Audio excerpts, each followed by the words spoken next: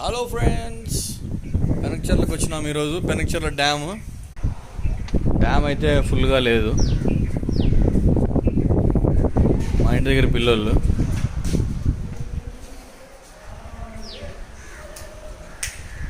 ఇది friends dam కింద సాయిప్రకాష్ చెయ్యి ఊపుతున్నాడు చూడండి.